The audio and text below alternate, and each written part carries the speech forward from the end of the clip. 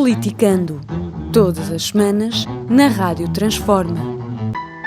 Com Eldade Mário, Lígia Portovedo e José Afonso Ferreira. Moderação de Henrique Prior.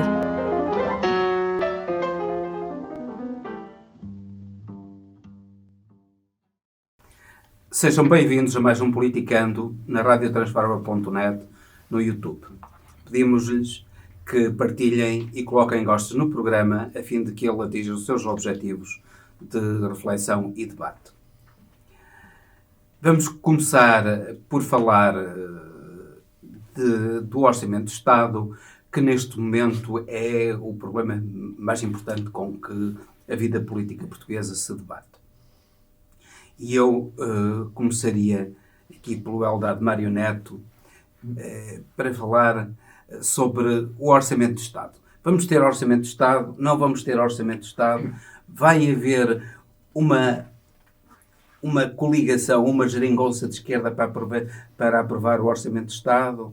Ou será aprovado pelo Bloco Central, ao contrário do que pretende o nosso Presidente da República? O nosso Presidente da República, olá a todos, o nosso Presidente da República, na opinião dele, que eu passo até aqui a ler, diz: o natural é que passe à esquerda pelos parceiros que o fizeram com sucessivos orçamentos. É algo que tem sido defendido pelo Governo e líder do Bloco Central. Não é uma solução duradoura, nem é boa para o equilíbrio do sistema político português. Portanto, são palavras do Presidente da República. Para quem havia muita gente que lhe dizia que ele estava a incentivar o Bloco Central e ele veio... Não, eu estou convencido que é uma visão realista, até porque aproximam-se questões importantes que têm a ver com o financiamento por parte da União Europeia, e é absolutamente necessário que haja estabilidade. E ele sabe que, com alguns ajustes que depois poderão ser feitos na especialidade, ele acha, e eu também acho, que seria de bom senso que o Orçamento de Estado fosse aprovado. E a ser aprovado, também acho que só pode ser através de uma geringonça. Tu disseste de uma geringonça de esquerda. Eu bastar-me com a palavra geringonça, porque odiaria um dia ter que a utilizar para a direita. Mas de qualquer forma... A da direita era a caranguejola. Era a caranguejola. Lembram-se disso? Portanto, eu estou convencido que era fulcral para que haja alguma estabilidade política no país, que o orçamento fosse aprovado na generalidade, naturalmente pelo Partido Socialista, pelo Bloco e pelo Partido Comunista, e que depois na especialidade sofresse algumas alterações. Eu penso que o Governo está aberto à elevação do salário mínimo e naturalmente a outras questões que lhe são. Mas é curioso colocadas. que o Bloco de Esquerda já não foi o salário mínimo que colocou, foi o problema do dinheiro para o novo banco. Pronto, mas essa questão do dinheiro para o novo banco tem a ver, primeiro, com uma proposta que foi feita, creio eu, pelo Bloco, de publicitação do relatório. E votaram contra o PS e o PSD. Votaram contra. Eu creio que não gostavam muitas alternativas, quer ao PS, quer ao PSD, não gostavam muitas alternativas, porque isso tem a ver, e lamentavelmente, não é? Porque isso tem a ver com uma questão legal que é difícil de ultrapassar, que é a questão da confidencialidade. Mas, como eu estou convencido que vai haver uma comissão especial de inquérito no âmbito da Assembleia da República, é provável que se venham a saber mais pormenores sobre os negócios que foram feitos pelo novo banco, já depois da sua venda, e que, no fundo, afetam o Fundo de Resolução e, portanto, todos os portugueses e o próprio Orçamento de Estado. Mas volto à questão. Acho que o Orçamento deverá ser aprovado pelo uma frente de esquerda na Assembleia, porque neste momento é fundamental que haja uma certa estabilidade política no país. E depois, na especialidade, aperfeiçoar o orçamento. Porque creio que o aperfeiçoamento vai no sentido da reposição do rendimento às famílias. E assim deveria prosseguir-se, de forma a transformar o Orçamento de Estado num documento que tivesse credibilidade a nível dos cidadãos e a nível do mundo internacional em que nos inserimos, designadamente na Comissão Europeia. E o Rui hoje falou em algo de importante, que é os restaurantes algarvios, por exemplo, suportarão um aumento do salário mínimo? Bom, eu penso que o Rui Rio, quando fala contra o aumento do salário mínimo, não está propriamente a pensar nos donos de alguns restaurantes algarvios. Penso que ele está a pensar em grandes empresas e no eleitorado próprio do PSD. Mas eu acho que isso não é por aí que vai deixar de ser aprovado um aumento, ainda que simbólico, no ordenado mínimo. Agora, ele aliás disse na Assembleia da República que aquela posição ele tinha a noção de que lhe ia custar muitos votos. Uhum. O Jerónimo até o surpreendeu, dizendo não vai custar nenhum grandes votos, porque vai ter muitos votos por parte do seu eleitorado natural. Enfim, mas eu estou convencido que neste momento o importante é aprovar na generalidade o Orçamento de Estado.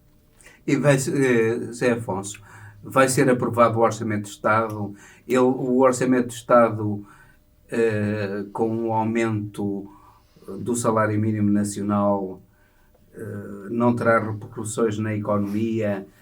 Que repercussões terá? Vamos ver. Boa tarde a todos.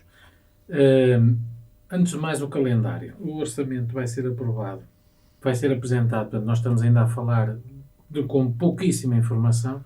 Em 12 de outubro é o prazo de entrega do Governo, portanto, do primeiro projeto de orçamento.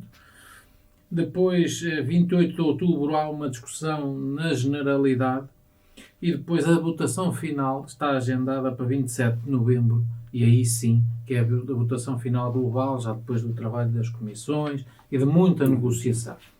Notas importantes. PCP nega-se a fazer um acordo escrito, ao contrário do que aconteceu na primeira geringonça, em que foi o então Presidente Cavaco Silva que exigiu fazer um acordo escrito. Portanto, aqui, pelo menos, se não mudarem de opinião, o PCP está contra. Eu acredito que vai haver um acordo à esquerda. Mais coisa, menos coisa. Aliás, não terá sido gratuitamente que terá havido a festa de Baba, entre outras coisas. Estamos num processo negocial. Agora fui malzinho. Agora estamos num processo negocial. Claramente que todos os partidos vão tentar puxar dos seus galões e tentar defender as suas causas e tentar tirar os seus dividendos políticos. Estamos numa discussão política e, portanto, é legítimo que o façam, acreditando na bondade das suas... Mas eu gostava de partíssemos, tivéssemos todos a noção de algumas questões que me parecem importantes. Neste orçamento, e o ponto de partida deste orçamento vai ser um déficit de pelo menos 7%. Vai ser uma dívida pública no final deste ano superior a 133% do PIB. Ou seja, eu diria numa frase, o esforço de uma década, da última década, foi pelo vírus abaixo. O vírus deu-nos, e portanto este ano, a pandemia, sobretudo a pandemia, atirou com o esforço que os portugueses fizeram, e foi muito, durante muitos anos, por água abaixo. foi... O esforço não foi de uma década. Foi um esforço de uma década, porque 2015. nós vimos de uma crise que começa em 2008, sente-se fortemente 2011 até 2015. 2015 em diante começamos um processo gradual de recuperação do PIB, de recuperação dos rendimentos, de acerto das contas públicas, e em menos de um ano esse esforço todo vai por água abaixo e nós vamos ter números piores ou semelhantes. Importaria dizer que isto aconteceria fosse qual fosse o governo. Foi o vírus. Sim, Não estou a... Infelizmente, e isto será transversal ao mundo... Mas nós não teremos uma capacidade de recuperação económica, sobretudo com os fundos, com esses helicópteros de dinheiro que vêm... Esse helicóptero vamos ter, em termos diretos para fundos públicos, cerca de 13 bis entregues diretamente, depois haverá outros financiamentos, mas vamos ter cerca de 13 bis através do Fundo de Resiliência e Recuperação, que serão uma almofada, mas vai depender muito das opções que se fizerem. E aqui é que começa a minha divergência com os meus amigos. Alguns números, e um dos problemas que Portugal tem é uma rigidez enorme da despesa pública. Portanto, a margem de manobra deste ou de qualquer governo é cada vez mais frágil. Pior, estando o Partido Socialista obrigado a governar mais à esquerda, portanto, com o PSD e com o Bloco, sobretudo, na negociação, o que é que vão defender? Aumentos para a função pública, já está a discussão em torno do salário mínimo, antes de tudo é do salário na função pública, aumentos do investimento público e, sobretudo, portanto, o Portugal tem um enorme problema daqui para a frente nas opções que fizer. E o que eu temo é que a opção vai ser sempre a mesma. Aliás, o eleitorado base, sobretudo o Partido Comunista, que vai ser muito duro na negociação, é continuar a alimentar, sobretudo, a sua clientela, que é a função pública, urbana, à volta das grandes cidades, e, portanto, aí eu temo que o processo negocial vai ser complicado. O Governo, aliás, são centenas de milhões de euros que já estão previstos gastar em aumentos já de compromissos do passado. Isto não é uma história nova. Aumentos de centenas de milhões de euros em pensões, em aumentos de função pública, reajustamentos de carreiras. Bem sei que, em alguns casos, serão justos. Ainda bem. Pois, o problema é que... Ainda bem. Ou ainda mal. Porque, se calhar, muitos desses recursos vão ser gastos em consumo de bens importados. E aí é que ainda mal. E, se calhar, nós estamos a ser... Essa ideia bondosa e peregrina de que basta aumentar o consumo que aumenta a economia não é líquida, não é assim... tão direta quanto uma linguagem simplista faria. Portanto, eu diria... aconteceu com a geringonça. Portanto, é não, mas teve o turismo, tem mecanismos que hoje, enquanto pelo menos a pandemia hoje estamos muito mais limitados do que estivemos em 2015, por exemplo. Não podemos... nem o aumento das exportações está um bocado mais limitado, dado o contexto global. Portanto, o que eu quero dizer é que vamos ter um ano muito difícil. O Orçamento de Estado vai ser uma negociação difícil. O enquadramento e a negociação à esquerda, eu se calhar preferia uma negociação à direita e ao Bloco Central do que à esquerda, porque o Governo vai ficar nas mãos de um discurso radical, e que este discurso, eu gostava que tivessem noção do seguinte: eu nada tenho contra os funcionários públicos, bem pelo contrário, são servidores. O país estatisticamente diz-se que gasta menos do que muitos países. Agora, a nossa realidade é muito frágil e é um perigo.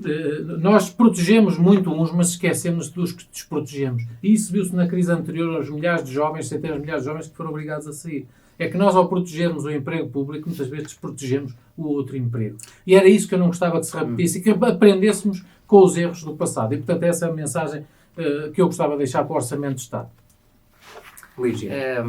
Ora bem, se há alguma mensagem que me descansa relativamente a este orçamento, é que o Governo já disse que não haveria nem aumento de impostos, nem cortes de salários. E, portanto, isso é excelente. Estivéssemos nós com o Governo de passos e portas, e já teríamos tido aí cortes de salários, cortes de pensões e aumentos de impostos. Pronto. Se calhar vai ter indiretos, depois na bomba de gasolina, que é a fórmula que tem usado. É a receita tem na bomba de gasolina, é a receita que a direita usou e que não nos permitiu, efetivamente, não nos permitiu recuperar da crise anterior. A crise anterior, que já agora é interessante dizer que esta crise foi o Sócrates que a provocou. Esta crise acontece por causa de uma pandemia.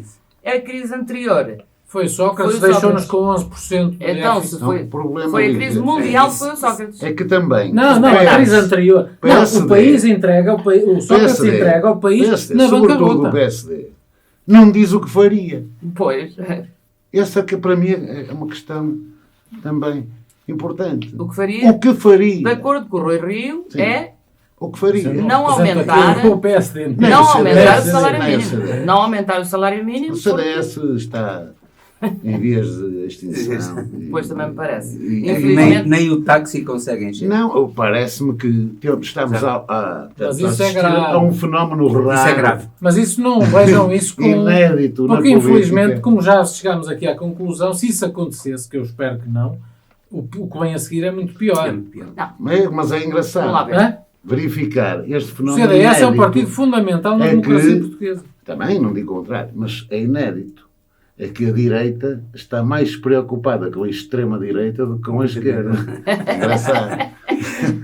Pois. Como os tempos mudam. É um facto. Ora, Mudam vamos mesmo. entrar no segundo tema, que já que, vamos assim, é o Congresso do Chega. E então passo ao Zé Afonso para me dizer o que é que entende sobre aquele Congresso, com toda a gente a monte, com a fé em Deus, certamente, a monte e fé em Deus, sem máscara, sem nada, e depois toda aquelas listas, aquela confusão toda. Eu diria que já chega de falar no Chega. Eu aqui no programa confesso que estou farto de falar no Chega. Nada tenho contra o Chega, mas também nada tenho a favor. Bom, realmente, pronto, primeiro aqui foi um congresso muito virado para dentro. Ideias concretas que saíssem de lá, mobilizadoras, ou que contribuíssem de alguma forma para o progresso do país num momento tão importante, tão difícil como nós estamos a viver, salvo melhor opinião, zero. O que é que nós assistimos? A um partido exatamente igual ou pior aos que já existiam. Isto é uma coisa também curiosa, é que os partidos nascem com uma áurea de pureza que, e já vimos isto inclusive no PAN, etc., começam a ter os problemas clássicos de todos os partidos, são os problemas da natureza humana. Já estão com as disputas internas das distritais, das concelhias, e porquê aqui pior? É que há, eu acho que exageradamente, uma expectativa de que vão se calhar qualquer dia ser um governo. E, portanto, as pessoas, e como eu também já aqui disse, a base é fraca. Eu conheço algumas. A base, não estou a falar do topo do partido, a base cultural e a base de dirigentes locais, com devido respeito, muitas serão pessoas esforçadas, mas a preparação não é muita, pelo menos os que eu conheço. E, portanto, há uma ambição exagerada e pouca leitura fina das questões. E, portanto, há ali um vislumbre que aquilo... Portanto, e essa divisão interna, quase ao ponto, o André Ventura, depois de ter 99,1% dos votos para a liderança, quase que se vai embora, porque só a terceira que a lista depois conseguiu por causa da clivagem. Portanto, é um partido muito virado para dentro, não responde às questões concretas. Depois precisou de levar lá a bastonária dos enfermeiros e andam sempre com a Maria Vieira atrás, porque também outra coisa que já aqui disse sobre o Chega, que me parece evidente, é que é um partido sem quadros, é um partido só vivo do André Ventura, é um partido que não tem, e portanto precisa de arranjar uns numerozinhos. Mas eu concordo com tudo isso. Eu tenho umas cabeças de cartaz e portanto foi um espetáculo deplorável, de desrespeito. Eu dei-me ao trabalho hoje de ir ver, não há uma referência na organização do partido, na organização do evento, à Covid. Não há uma referência na página, não há um cuidado, como disse bem, as imagens são aterradoras. Aliás, não é a primeira vez que eu vejo, tenho alguns amigos do Chega, Mas curiosamente eles vejo no Facebook algumas criticaram a festa do Avante. De eventos deles. Não, nisso o Partido Comunista, eu fui contra, como sabem, mas nisso o Partido Comunista é outra conversa. É outra organização. Não, isso é outra conversa. E, portanto, o que eu diria basicamente disto... o Chega tem uma pérola que depois tem estas coisas. É a religião dos portugueses comuns, aquela história da reencarnação do Francisco Sá Carneiro. Eu acho que eu não estou muito disponível para continuar a falar do Chega, francamente. Porque acho que não é, nem sequer é de extrema-direita. É um deslumbre neste momento do André Ventura, que está deslumbrado, já se acha que reencarnou o Sá Carneiro, acha coisas... porque acho que deviam ter um bocadinho de não cair no ridículo e ter respeito A pela continuar assim, pela até vai ser imagem. divertido. E, Vai portanto, ser eu divertido. acho que o Chega começou bem. Eu acho que o Chega começou bem no erro dos outros, mas neste momento está em bandeirar em arco. Ainda não ganharam nada, só tem um deputado. O que tem é sondagens. E, portanto, as pessoas... E acho muito curioso, eu queria terminar com isto. Foi lá dito que eles querem ficar em segundo lugar nas presidenciais e em terceiro lugar nas legislativas. E, portanto, é por isso que andam todos em guerra. Porque em segundo lugar nas presidenciais é um lugar engraçado. Eu acho difícil, mas lá veremos. O E em terceiro Ventura lugar... disse que se demitia se não tivesse o segundo lugar. Nas Ele vai se legislativas. demitir? Sei lá, tem que... Ou é apenas uma força de expressão, Já- como disse o Pacheco da Amorim? Vai só ser uma força de vai expressão. ser uma força de Como disse o número 2. E depois é aquela coisa Alentejo, o Évora e o Alentejo serão do Chega. Portanto, eu acho que estão perfeitamente. Eu acho que o Chega não é para Não- levar não tanto dá a para sério discutir. para Não dá. discutir tanto. Estou em desacordo. Não dá para levar a sério, ou isso de não levar a sério o Chega pode ter Pode. graves consequências. Pode ter graves consequências. O Chega tem que ser levado a sério. Porque o Chega, contrariamente ao que diz o José Afonso, não esteve a fazer um congresso virado para dentro. Nada disso. O Chega vai fazer o seu congresso numa zona que é tipicamente de esquerda. E, portanto, Uma é uma espécie de provocação. Naturalmente. E, portanto, o Chega não está a falar para dentro, principalmente. O Chega está principalmente a falar para fora. E quando o Chega fala para fora, é por causa do Chega falar para fora que, efetivamente, o Chega tem todas estes soundbites que nós estamos sempre a ouvir e que muitas vezes são coisas que são completamente insuportáveis. Portanto, como a moção que lá foi votada e que não posso deixar de falar, portanto, a moção para retirar os ovários às mulheres que fizessem, dentro da lei, um aborto. Ora, isto é inadmissível. O Chega não é para brincar. É gente perigosa, gente que fala assim... No próximo congresso poderemos gente esperar perigosa. que se cortem as mãos aos ladrões? Exatamente. Poderia ser. Eu, por mim, estou mais como diz a Paula Lobantunes, retirar os tomates aos homens do Chega. Assim sim.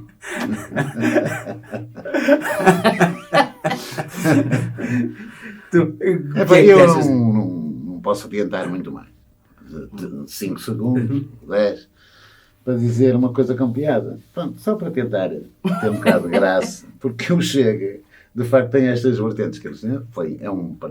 Tem que ser levado em conta em termos daquilo que significa o avanço de um discurso absolutamente proto-fascista no país. E, portanto, nesse sentido, tem que ser levado em conta. Mas concordo muito com o que diz o Afonso, porque a base é fraca. A base é muito fraca. Eu não conheço, intelectuais de peso, de respeito, académicos, assim, com um mínimo de dignidade. O Trump e o Bolsonaro também não tinham. Está bem, mas não conheço aqui no Chega. Isso é importante. O que é um bocado, até de certa forma, era preciso, acho eu, dizer à juventude e de uma forma geral a uma certa classe média, um bocado kitsch ali da região, da linha, que o Chega é um partido um bocado brega, como dizem os brasileiros, um bocado piroso, porque aquilo quem tem lá é a Parrachita, a Sinha Jardim, a Rita Cavaco. Quer dizer, por amor de Deus, Mas a Rita intelectuais... Cavaco abandonou o PSD? Sim, parece que sim, eu acho que sim, só assim é que se compreende. Mas, de qualquer maneira, quer dizer, esta imagem que não tem credibilidade nenhuma, e o Afonso diz bem, é uma base fraquíssima, que eu também acho que com as dissensões internas que vão existir dentro do próprio Chega, vão levá-lo provavelmente a um dia difícil, mais tarde ou mais cedo. Mas é um partido muito piroso, muito piroso, muito piroso. Só posso? Sim, Só, estou de acordo. Eu não quis dizer que... O que eu queria dizer é que num debate sério, como nós levamos aqui, procuramos trazer temas sérios, eu acho que o Chega, desse ponto de vista, não é para levar a sério. E, portanto, não devia vir para aqui desse ponto de vista nosso, que é um problema político sério e que não devemos levar a brincar e que devemos combater desde já quem tem espírito democrático, quem tem...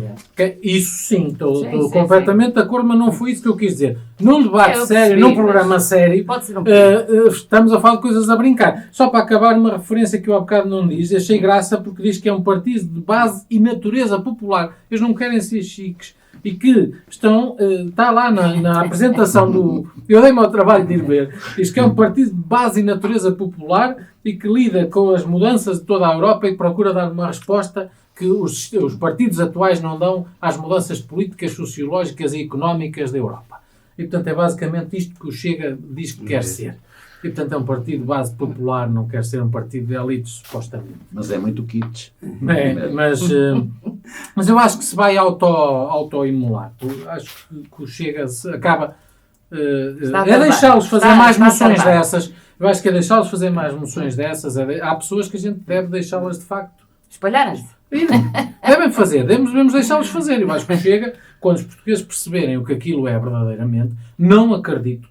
Um país que tem tem uma base sociológica de matriz de esquerda nas votações sucessivas, infelizmente para mim, que vai dar sociologicamente não acredito. Pode ter uma franja, pode ter uns saudosistas do regime, pode ter uns belicistas, mas não acredito. Pode ter aqueles que não gostam de ciganos e que não são racistas, ciganos não mas são também não gostam de pretos. Não são um problema do país. Até pelo número não são um problema do país. Não. São para os feirantes que não querem, os feirantes que não são ciganos não querem a concorrência dos ciganos. Então, mudamos de tema, vamos para a Assembleia Geral da ONU. A ONU faz 75 anos, tem um secretário-geral português nos seus 75 anos. A ONU tem alguma importância no mundo? Na verdade, parece-me que cada vez tem menos. A ONU, a avaliar, inclusive pelo discurso de uma das nações mais importantes que a integram, está hoje em dia, portanto, os países estão hoje em dia cada um por si. Donald Trump fez um discurso em que mostrou exatamente isto. É que cada um por si. Porque ele próprio já retirou os Estados Unidos de várias organizações da ONU. E, portanto, e assume-se sempre que nas Nações Unidas, assume-se como estando apenas a representar os Estados Unidos e os interesses dos Estados Unidos. Ora, evidentemente, como a ONU não foi criada para que cada um representasse os seus próprios interesses, mas o próprio organismo representasse os interesses do mundo, portanto, isto torna a ONU praticamente inoperacional e praticamente, portanto, sem importância para o futuro do mundo. E já teve muita, evidentemente.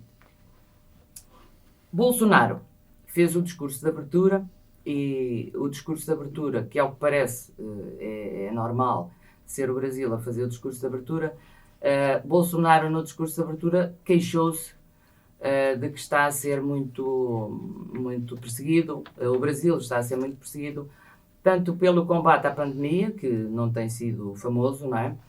Como também por uma certa cristofobia, dizia Bolsonaro. Ora, uma cristofobia que não se encontra em lado nenhum, portanto, não se encontrou em lado nenhum dados que apoiem esta tal cristofobia. Mas não será porque ele é o Messias, isto é o novo Cristo, que quis lamentar-se. Definitivamente, tornar-se uma vítima. Diz que há uma cristofobia.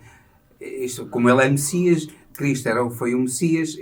Será isso a cristofobia? Não, penso que não. Penso que não. Portanto, o que eu acho que ele quer dizer tem a ver com os evangélicos que ele tem colocado no governo e que têm tido algumas críticas, não é? E penso que basicamente é isso. Por outro lado, também representa esta tendência do Bolsonaro de se fazer de vítima, não é? Porque isto acaba sempre por dar votos. E, portanto, basicamente eu penso que tem a ver com isto. Relativamente à Covid, as queixas também não são queixas que, digamos, que se possam relevar, porque, efetivamente, o combate à Covid no Brasil tem sido mau, desde o próprio sistema de saúde, que é muito frágil, e, portanto, até... Ao negacionismo por parte dele? Ao negacionismo até por parte dele. Aliás, saiu agora um estudo... Parece que não é propriamente uma gripezinha, é uma gripezinha que já vai daqui a pouco nos 140 mil mortes. Exatamente, portanto é uma grande gripe. E, portanto, o que tem acontecido no Brasil, saiu agora um estudo, estava eu a dizer, que diz efetivamente que os pobres, portanto, o estudo foi feito no Brasil, que os pobres e os indígenas têm especial vulnerabilidade à Covid. E porquê? Porque eles normalmente vivem em grupos muito próximos e como e têm pouco acesso ao sistema de saúde, e como o sistema de saúde é muito frágil, efetivamente estas são as pessoas que estão, evidentemente, a cair com mais gravidade nesta pandemia. E basicamente é isto. Portanto, sobre a Assembleia Geral da ONU, penso que é um... aumento de poderes da Assembleia, aumento de poderes da ONU, isso será possível? Não sei, eu penso que com Donald Trump e Bolsonaro também, embora não tenha, evidentemente, nem de perto nem de longe, o poder que tem Donald Trump, mas com Trump no poder, penso que não vai ser possível. Só depois das eleições, se Trump não ganhar. Como eu espero. E já agora a apreciação do desempenho de Guterres? Eu acho que dentro daquilo que é possível fazer, o secretário-geral da ONU, o engenheiro Guterres, tem feito aquilo que pode. Agora, estou como diz a Lígia, esta situação é inultrapassável. A ONU com todo o respeito, não é? Mas é uma velhinha com 75 anos, que foi, durante bastantes anos, serviu para fazer o equilíbrio de determinadas forças a nível mundial, mas que neste momento perdeu protagonismo, perdeu influência e até, pelos vistos, tem estado a perder financiamento. E, portanto, tudo isto vai acabar por correr mal para a própria ONU. É claro que, quando tu perguntas, e muito bem, se é possível fazer um novo arreglement no sentido de tornar a fazer da ONU, dar à ONU uma influência que tem vindo a perder, duvido, neste contexto internacional, eu duvido. Já há dias falamos que, enquanto a China e os russos, a Turquia... Vamos dar um exemplo, que é para as pessoas perceberem. Antigamente, a CIA e os Estados Unidos, as administrações americanas, tratavam das questões através de governos fantoches, com golpes que financiavam por trás das cortinas. Aconteceu assim no Chile, aconteceu assim em muitos locais. Agora dizem abertamente, e até mandam publicar na imprensa, o Mike Pompeo e o Trump disseram: nós vamos tratar da Venezuela e vamos tratar do Irão. Dizem isto claramente, e assim sem problema nenhum. E, portanto, quer dizer, quando se chega a este ponto, eu pergunto o que é que a ONU, digamos assim, pode fazer para estancar Esta situação, eu estou muito pessimista relativamente ao mundo e relativamente ao futuro da ONU. O discurso de Bolsonaro e a relação que isso tem com a imagem do Brasil no mundo? A imagem do Brasil no mundo, creio eu, neste momento, pelo que eu vou lendo, é uma imagem de algo patético. De algo patético.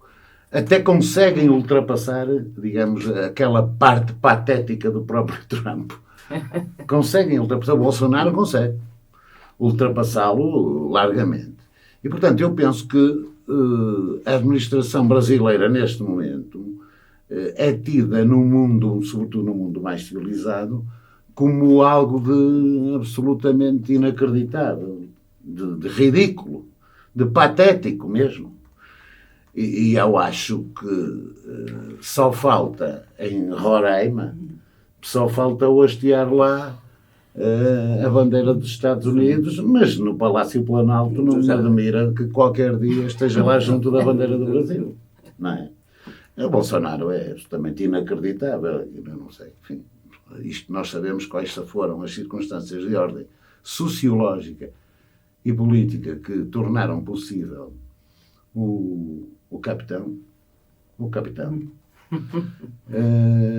mas espero que seja uma coisa episódica, que os brasileiros saibam endireitar, enfim, a situação da próxima vez que forem chamados a votar. Zé Afonso, ONU, o futuro, Muito bem. o desempenho de Guterres, Não sou tão o Brasil otimista. que nos toca particularmente. Muito bem. A ONU tem 193 membros.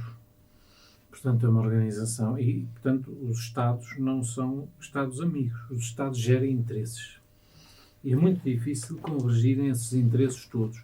Num mundo em mudança, nós neste momento temos a teoria das placas que estão aí.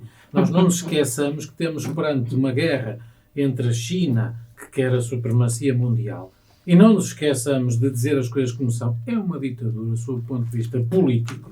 E, portanto, as pessoas estão muito contra o Trump. Eu não defendo o Trump, mas pensemos que arriscamos que a supremacia mundial fique entregue a um país que não é uma democracia e que está a ganhar todos os dias supremacia económica e, com isso, política, geopolítica. Vejam o que está a acontecer em África, o que está a acontecer em muitas partes do mundo, em silêncio, o que está a acontecer em Portugal, quantos apartamentos são vendidos todos os dias a chineses, quantas indústrias, e nós não sabemos, e portanto, há uma guerra. Eu gostaria de saber se a política do Trump favorece ou é contra essa hegemonia crescente da China. O Trump, creio que vai, com alguma mestria, com alguma inteligência de empresário, tentando. Também não é fácil. Não nos esqueçamos que os Estados Unidos vêm de uma crise muito profunda do ponto de vista interno, é por isso que ele ganha. O Trump chega lá porque os Estados Unidos, do ponto de vista económico, do ponto de vista interno, estavam de rastros. E ele recupera isso, a pandemia agora que o trai.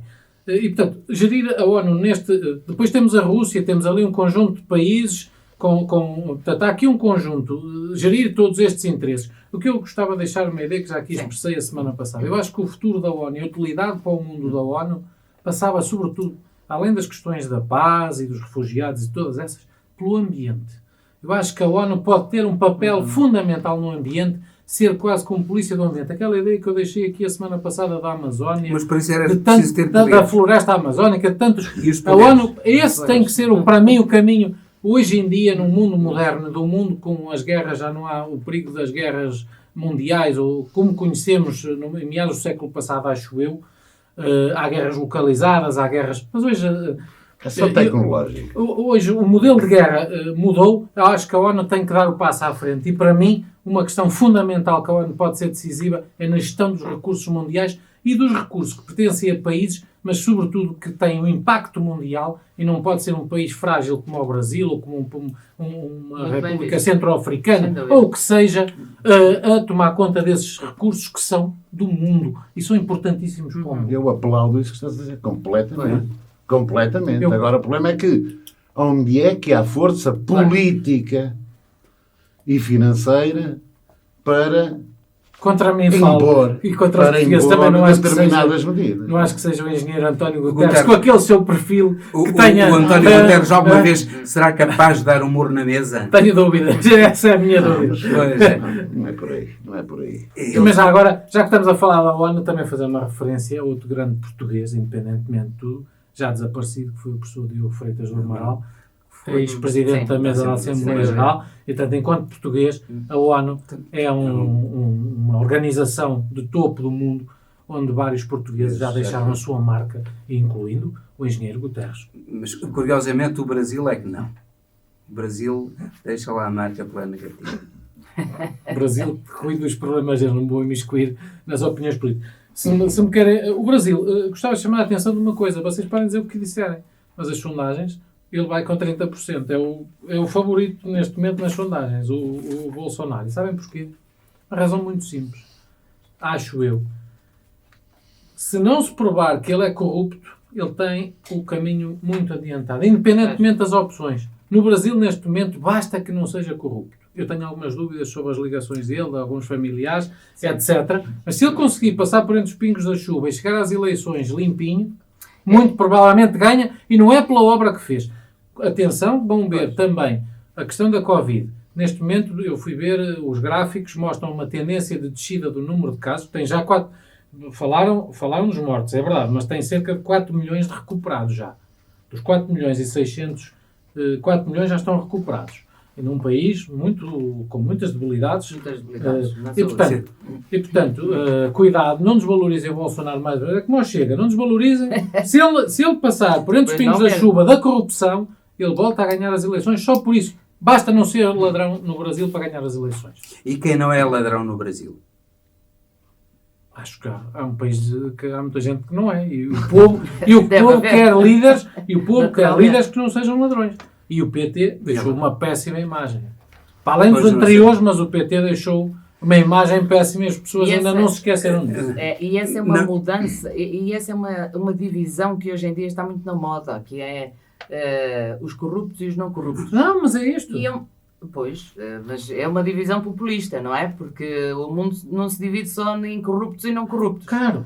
Mas é uma divisão que efetivamente está a passar, não é? Pois, mas é que a direita brasileira, toda aquela gente, o Serra, todo o Temer que fugiu, aquela gente toda, aquilo é... Pois, como sabemos, não é? Como sabemos. É uma desgraça, não é? Bem, e com este terminamos, com esta apreciação sobre o Brasil terminamos. Até ao próximo Politicando, despedimos com amizade e pedimos que partilhem o nosso programa, que coloquem gostos no canal no YouTube e que nos escutem, quer na radiotransforma.net, quer no YouTube, quer no Facebook e noutras redes sociais.